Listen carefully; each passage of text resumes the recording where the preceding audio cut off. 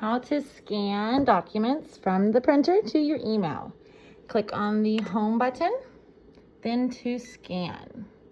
When you're here, you want to click email, and I click this keypad to put in my email. After you've entered it once, you won't have to do it every time.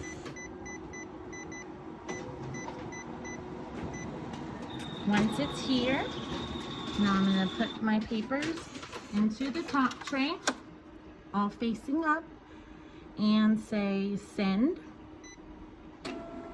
Now it's scanning to send them to me.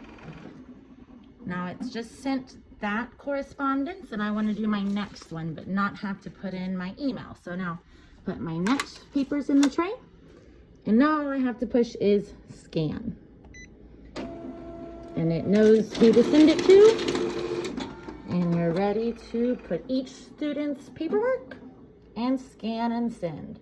Next student in the top, scan and send. When you're done, click home, and they should be in your email.